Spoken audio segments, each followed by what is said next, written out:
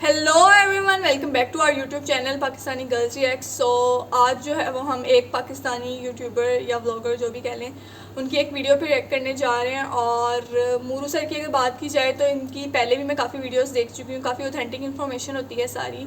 और इस वीडियो का टाइटल है can Pakistan learn from Israel and India. तो इस वीडियो को देखते हैं और एंड पे इसके बारे में डिटेल में बात करते हैं। So let's start. कुछ दिन पहले मेरी वीडियो का टाइटल था should I move to America, जिसमें मैं पाकिस्तान से हिजरत करने के फ़ायदे और नुकसानात को तोल रहा था एज एन एक्सरसाइज। मतलब लोग ऐसे ही नहीं पाकिस्तान को बस छोड़े, उनकी कुछ वजूहत है छोड़ने की। और स्टैट्स अगर आप देखें तो 1 करोड़ पाकिस्तानी अब पाकिस्तान से बाहर रहता है और हर साल छोड़ने वाले पाकिस्तानियों की तादाद भी बढ़ती जा रही है। 1,40,000 बंदा 2005 में निकला और अब 2019 में 6 लाख वर्कर्स अपना पेशा और ज़िंदगी पाकिस्तान से बाहर होना ही पसंद करते हैं। तो उस वीडियो में मैं तो समझने की कोशिश कर रहा था, लेकिन लोग बड़े एकदम से जज्बाती हो गए। पहली फुर्सत में निकल वही बंदा जो गली में कचरा फेंकते हुए कहता है अबे मेरे बाप का घर थोड़ी है, किसी और को पाकिस्तान छोड़ने की खबर पे उसकी मुहिब्बुल वतनी जाग उठती है। वही बंदा जो आज़ादी के जश्न मनाने में हवाई फायरिंग करते वक्त नहीं सोचता कि जिस गोली ने ऊपर जाना है उसने वापस नीचे भी तो आना है। नेशनलिज्म के नाम पे जहालत भी बेची जा सकती है ब्रो।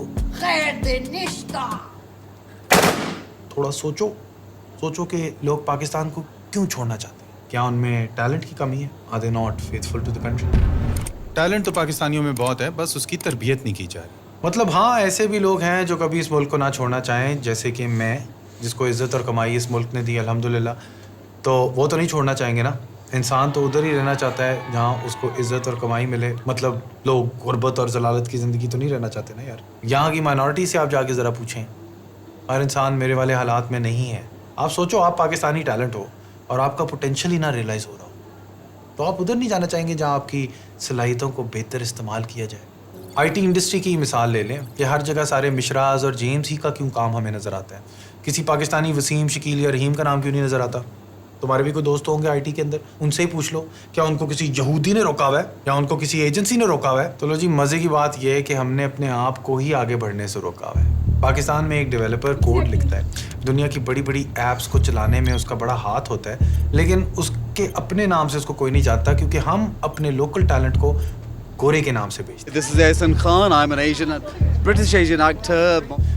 जिस मुल्क में शनाख्ती कार्ड तो है लेकिन टैलेंट को उसके अपने नाम से ही नहीं पहचाना जाता, तो उस मुल्क के नौजवान की मोटिवेशन का लेवल क्या होगा भाई? मुल्क ऐसे ही नहीं छोड़ के जाना चाहती ना वहाँ। कभी कभी तो लगता है कि भाई क्या बनेगा, लेकिन अभी कुछ ऐसे नासिर हैं जो शायद सिस्टम में चेंज ले आए। असल में हम पाकिस्तानियों की बात ही यही है कि हम हार नहीं मानते। हम में हमेशा कोई ना कोई ऐसा दीवाना निकल आता है जो इन हालात में भी कोई ऐसा चमत्कार कर देता है कि 1 मिनट के लिए दुनिया रुक के भी कहती है कि यार ये कैसे कर लेते हैं, जैसे कि डॉक्टर अब्दुल सलाम की मिसाल। लेकिन अभी ऐसे दीवानों की तादाद बहुत कम है। आईटी की बात कर रहा था और इसी रिसर्च में मुझे रिमोट बेस का नाम पता चला। एक ऐसी कंपनी जो पाकिस्तान से सॉफ्टवेयर इंजीनियर्स ढूंढती है, उन्हें ट्रेन करती है और फिर उन्हें अपने सिलिकॉन वैली के क्लाइंट्स के साथ काम देती है असली नाम से, और अपने असली काम से रिकग्नाइज भी अब लोग हो रहे हैं। अगर तो कंपनी ऐसे चल पड़े तो जल्द हमारे रहीम और शकील को भी दुनिया पहचानने लगेगी।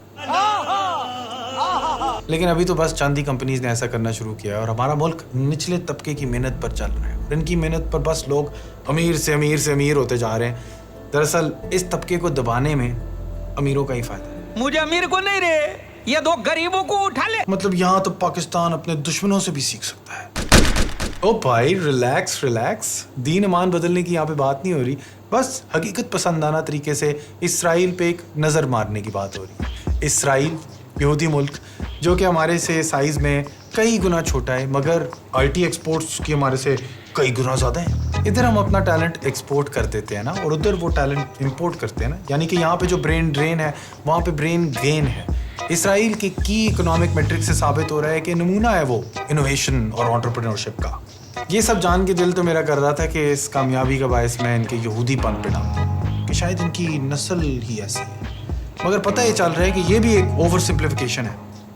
کیونکہ تحقیق سے ہمیں یہ پتہ چل رہا ہے کہ ادھر کسی ایک نسل کا انسان رہتا ہی نہیں ہے. یہاں دنیا بھر سے یہودی ہجرت کر کے آتے ہیں, مختلف زبانیں, روایتیں, تہذیب اپنے ساتھ لے کر آتے ہیں اس خطے میں. مطلب جو تغیرات یہاں کلچرز میں ملتی ہیں یہاں آئی کیو میں بھی پائی جاتی ہیں. ہاں یہاں یہودی ایمان تو سب کا ہے, مگر پوری دنیا سے لوگ اٹھ کے یہاں پہ آتے ہیں. That makes it culturally diverse. اور یہی بات انڈیا میں بھی پائی جاتی ہے. ریلیکس, کلچرل ڈائیورسٹی کی بات ہو رہی, دین ایمان بدلنے کی بات نہیں ہو رہی. مطلب بہت سی نسلیں ہیں انڈیا میں. Ethnic, racial, gender, cost biases تو انڈیا میں بھی ہیں جو کہ ہم سب میں ہوتے ہیں, مگر کام کے معاملے میں کامیابی حاصل کرنے کے لیے ان تعصبات کو درگزر کر دیا جاتا ہے. شاید ان سے ہم یہی سبق سیکھ سکتے ہیں, اور شاید یہی وجہ ہے کہ انڈیا کے ٹیک سی ای اوز امریکہ میں بہت کامیابی حاصل کر چکے ہیں. سلیکان ویلی میں Microsoft, Alphabet, Adobe, I B M, VMware, Vimeo, سب کے سی ای اوز جو ہیں وہ انڈین وراثت کے. تو نیچے سوال ضرور آئے گا, آر یو مسلم؟ اور اس کے جواب میں ہم کہیں گے کہ کیا مسلمان صرف مسلمانوں سے ہی سبق سیکھ سکتا ہے؟ تو انڈینز نے ایسا کیا کیا کہ آج بڑی بڑی کمپنیز نے اپنی بھاگ دوڑ ان کے ہاتھ میں دے رکھی ہے؟ جہاں ہم نے انگریزوں سے طبقاتی نظام اور افسر شاہی سیکھی, وہاں انڈینز نے ان سے ریسرچ, ماڈرن ورک کلچر اور انسانی ریسورسز کی عزت کرنا سیکھی. اپنے کام اور اپنے نوجوان ٹیلنٹ کو انہیں چک کے رکھا ہے, ایلیویٹ کر دیا ہے. آئی ٹی میں ان کے تعلیمی ادارے, ان کا سسٹم, ان کے بزنسز سب مل کے ایک ایک انجینئر کو چینج میکر بنا رہے ہیں. اور ہماری سوئی ابھی تک 9 سے 5 پہ اٹکی ہوئی ہے. چلو مانا ڈسپلن ضروری ہے, مگر یہ 9 سے 5 کا سسٹم تو گوگل نے بھی کافی دیر پہلے ترک ہی کر دیا تھا. ایک سافٹ ویئر انجینئر چاہے 4 سے 8 بجے کام کرے, 10 سے 11 بجے کام کرے, کوئی فرق تھوڑی پڑتا ہے. کمپنیوں کو تو یہ فکر ہونی چاہیے کہ بھائی کام کرنے والا پریشر میں تو نہیں آ رہا, اس کا لیپ ٹاپ کام کر رہا ہے نا, ریموٹ بیس بھی یہی کر رہا ہے. میرے خیال سے وقت آ گیا کہ اب ہم اس یہودی obsession سے کچھ اچھا بھی سیکھ لیں. پچھلے 20 سالوں سے گوگل, سسکو, مائکروسافٹ, انٹیل, ای بے سب اسرائیل کی سلیکان وادی میں بیٹھے ہیں. کوئی یہودی سازش کرنے نہیں, ٹیکنالوجیکل انوویشن کرنے. بیسکلی یہ ٹیکنالوجی کی تخلیق ہی ہے ان کی پیداوار کا ذریعہ, خاص طور پہ اسٹارٹ اپس میں. اسی لیے اسرائیل کو اسٹارٹ اپ نیشن بھی کہتے ہیں. امیگریشن کا بھی کوئی چھوٹا کردار نہیں ہے اسرائیل کی ترقی میں. ایک ہیوملٹی آتی ہے کسی نئی زمین پہ جا کے رہنے سے. مطلب آپ کے کوئی چاچا مامے کا ٹیکا نہیں ہے اس زمین پر, اور اگر آپ کو اس زمین پر رہنا ہے تو آپ کو انہی کے قانون قاعدے کے حساب سے چلنا پڑے گا. کسی بھی امیگرینٹ سے جا کے بات کرو جہاں پہ بھی وہ رہتے ہوں, تو وہ اپنی کہانی ضرور سنائیں گے کہ ان کو کیا کچھ پیچھے چھوڑ کے آنا پڑا اس نئی زمین پہ آ کے رہنے کے لیے, کیسے ان کو سیڑھی کے نیچے سے اوپر چڑھنا پڑا. سلیکان کے انڈین ٹیک سی ای اوز کی بھی یہی خاص بات ہے. ٹویٹر کے سی ای او جیک ڈارسی نے جب انڈین سی ای او پراگ اگروال کو چنا اپنے آپ کو ریپلیس کرنے کے لیے, تو اس میں بھی انہوں نے یہی خصوصیت پائی, ہیوملٹی کی, جو کہ کمپنی کو چلانے کے لیے مفید ہے. So there's a very different skill set that you need to start a company because you don't have money. اگر پیسے بھی نہیں ہیں اور آپ کے پاس لوگ بھی نہیں ہیں اور آپ نے کچھ کریٹ کرنا ہے. جب وہ ایک چھوٹی سی بیسک سی چیز چل جاتی ہے, پھر آپ نے نیکسٹ اسٹیج پہ جانا ہے, آپ نے 3-4 لوگ ہائر کرنے ہیں. The skill set for that is very different from the first skill set because now you need to manage people. Next stage ہے where you need managers to manage people. The biggest skill set that a CEO needs that wants to go long term is adaptability and learning, right? Learning on the job کہ آپ کیسے ایک stage سے دوسری پہ جاتے ہو, پھر آپ ساری چیزیں ٹریش کرتے ہو یا سیکھتے ہو ان سے, and then you go to the next one, then you go to the next one, and then you go to the next one. کچھ ہی سال پہلے لوگوں کا ریموٹلی کام کرنے میں اتنا اعتماد نہیں تھا, لیکن کووڈ کی وجہ سے یہ سب بدل گیا ہے, اور ریموٹ بیس کے ذریعے اور سے اور پاکستانی سافٹ ویئر انجینئرس کو ریموٹلی کام کرنے کا موقع مل رہا ہے. تو اگر آپ سافٹ ویئر انجینئر ہیں تو آپ اپلائی کرنا چاہیں گے, link in description. Unlike a software house, ہم نے کوئی بیریئر نہیں بیچ میں رکھا ہوا. سو ہم نے یہ نہیں کیا ہوا کہ ہمارے پاس we don't have project managers, we don't have designers, we don't have all these people.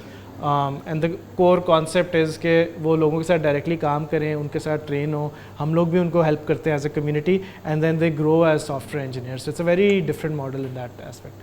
تو بھائی پاکستان کو بھی بہت کچھ سیکھنا ہے اسٹارٹ اپس کے معاملے میں بھی. ہاں باقی ملک کے حالات بھی اثر کرتے ہیں اسٹارٹ اپ کے فیل ہونے میں, مگر اسرائیل کی طرف اگر آپ دیکھیں تو یہ لوگ تو جنگیں لڑتے لڑتے بھی اور حملوں کا سامنا کرتے کرتے بھی اپنی گلوبل وینچر کیپٹل کو 2000 میں ڈبل کرتے رہے. کام کرنے کے طور طریقے سے یار بڑا فرق پڑتا ہے. مطلب آپ اسرائیل کی فوج کی ہی مثال لے لیں, ان کی ملٹری نے انکیوبیٹ کیا ہے ہزاروں اسرائیلی ٹیک اسٹارٹ اپس کو, اور وہ بھی اسی سبب کہ ان کی فوج میں ایک غیر درجہ بندی کا دستور ہے, a non hierarchical culture, جہاں سب چھوٹی کمیونٹیز میں کامن آرمی سروسز ہیں. قریب رہنے والے لوگ اپنے نیٹ ورکس کے ذریعے غیر رسمی طریقوں سے بزنس کرتے رہتے ہیں. آرمی میں بھی نچلے عہدے کا سپاہی اوپرلے عہدے کے جنرل کو تجویز پیش کر سکتا ہے, نہ صرف یہ کہ فیصلے پہ پوچھ تاچھ بھی اس سے کر سکتا ہے. مقصد اپنا ٹیکا جمانا نہیں ہے, مگر اچھے اور ایفیشینٹ فیصلے کرنا ہے. ہم یہاں پہ وی آئی پی کلچر کے ابھی منفی نتائج بھگت رہے ہیں. जहाँ पे किसी से सवाल नहीं उठाया जा सकता. बस सेठ साहब ने पैर ऊपर रखने और कहना शट अप. ये मेरा एरिया है और एरिया में कोई भी इंटरेस्ट नहीं करना, ओके?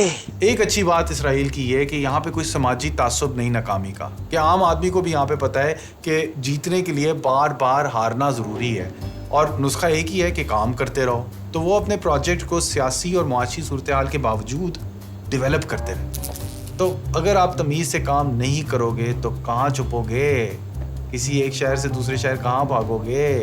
तो इसीलिए ट्रांसपेरेंसी की डिग्री ज़्यादा है और 2 नंबरी कम है. इसराइल में जो अफरा तफरी के हालात हैं वो भी बहुत मुफीद होते हैं स्टार्टअप कल्चर्स के लिए. मुसलसल तब्दील होते हुए माहौल में तरतीब आपका दोस्त नहीं, और टेक्नोलॉजिकल इनोवेशन के लिए ये भी चीज़ मुफीद है. इसको कम्प्लेक्सिटी साइंस में हम एज ऑफ केओस के फिनोमेना से डिस्क्राइब करते हैं. ये एज ऑफ केओस हम पाकिस्तान में भी एक्सपीरियंस करते हैं और कुछ पाकिस्तानी स्टार्टअप्स इसको इस्तेमाल कर रही हैं अपने आप को सक्सेसफुल बनाने के लिए, जैसे कि एयरलिफ्ट, बाजार, ज़मीन बाई किया. मगर जहाँ इंडिया में 85 यूनिकॉर्न कंपनीज़ हैं अब, और इसराइल में जन्म ली हुई टेक स्टार्टअप्स भी 79 यूनिकॉर्न्स बन चुकी हैं, पाकिस्तान में एक भी नहीं. देखा आपने लापरवाही का नतीजा है. मतलब इतनी भी मायूसी मत लो इस बात पर, क्योंकि 2020 से 2021 में पाकिस्तान की इंफॉर्मेशन टेक्नोलॉजी के सेक्टर में 40% ग्रोथ आई है. आईटी और आईटी इनेबल सर्विसेज में हाईएस्ट ग्रोथ रेट है ये compare to all other industries in this region. March 2021 में पाकिस्तान के ब्रॉडबैंड कनेक्शंस 100 मिलियन टच कर गए. Micro enterprises, independent consultants and freelancers have contributed around $500 million to the IT and ITES exports, and the annual domestic revenue exceeds $1 billion. Remote base भी America से dollar Pakistan ही ला रहा है, adding to the IT exports. मगर India का $79 billion है. That's almost 79 times more than Pakistan. अगर Israel की सूरत हाल पाकिस्तान से इतनी ही मुख्तलिफ है तो क्या पाकिस्तान उससे कुछ सीख भी सकता है? एक मुल्क ना एक तरह से एक ख्वाबों की फैक्ट्री होता है, और लोगों को जिस चीज़ के ख्वाब दिखाए जाते हैं ना, वो उसी की तरफ फिर जद्दोजहद करने लग जाते हैं. यहाँ पे किसी को महबूब को अपने कदमों में लाने के ख्वाब दिखाए जाते हैं और साथ सांडे का तेल बेचा जाता है. किसी को मवाक़े की ज़मीन के ख्वाब दिखाए जाते हैं और उसको फिर USA का वर्क वीज़ा बेचा जाता है. हमारे तो फिर ख्वाब भी ऐसे ही है ना. अगर कुछ सीखा जा सकता है तो वो इसराइल की माओं से है, जिनने पहचाना कि स्टार्टअप्स में और वैसे भी दुनिया में कामयाब होने के लिए होते हैं चांस कम, तो कोशिश करना, नाकाम होना ज़रूरी है, और अपनी नाकामियों को छुपाना भी ज़रूरी नहीं है. चलना भी इंसान गिर गिर के ही सीखता है, जिसके लिए चाहिए होती है हिम्मत. तो हिम्मत चाहिए कुछ फ़र्क और नया करने के लिए, मार्केट को डिसरप्ट करने के लिए. रिमोट पेस ने भी एक नया मॉडल लाने की हिम्मत की, जो कि रिवायती लोग कहते थे कि कभी भी पाकिस्तान में नहीं चलेगा, मगर इनने कर दिखाया ना. हिम्मत की और माजी की नाकामियों को हाल की कामयाबी में तब्दील कर दिया. तो तुम भी हिम्मत करो और कुछ नया कर दिखाओ. मैं भी जाके अब थोड़ी कोशिश करता हूँ, निकलता हूँ, मूव आउट. तो अगर इस पूरी वीडियो को देखा जाए तो इसमें काफ़ी ज़्यादा चीज़ें जो हैं वो सीखी जा सकती हैं. जिस तरह उन्होंने बात की कि इसमें जो है वो हम इंडिया और इसराइल से जो है वो कुछ चीज़ें सीख सकते हैं. तो इसमें जो है वो ह्यूमंस का जो है वो ईगोइस्टिक बिहेवियर की बजाय जो है वो अडेप्टिव बिहेवियर होना चाहिए, कि आप कैसे जो है वो अपनी नेबरिंग कंट्री से किसी भी चीज़ को अडेप्ट कर सकते हैं या सीख सकते हैं और उसको अपनी लाइफ में अप्लाई करके जो है वो इम्प्रूव कर सकते हैं.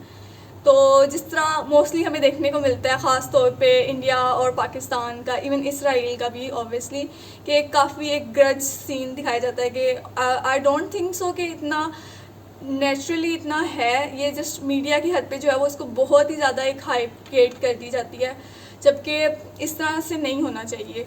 और दूसरा अगर बात की जाए कि किसी भी कंट्री के जो है वो डेवलपमेंट में जो है वहाँ के लोग और सारा उनका एक बहुत इम्पोर्टेंट रोल होता है. कि जैसे वुमेन है अगर किसी कंट्री की, तो उन्हें जो है उनका जो है वो they should have constructive role. और अगर मेल्स हैं तो इसमें हमारे एजुकेशनल सिस्टम का भी एक काफ़ी ज़्यादा रोल आ जाता है कि जिसमें जो है वो हमारी लाइफ के जो है वो 20 से 25 इवन 30 साल जो है वो जस्ट पढ़ाई में ही गुजर जाते हैं, जबकि इसके साथ जो है वो साइड अपॉर्चुनिटीज़ होनी चाहिए कि पढ़ भी रहे हैं जो भी कर रहे हैं तो साथ में आप जो है वो अपने लिए एफर्ट कर सकें.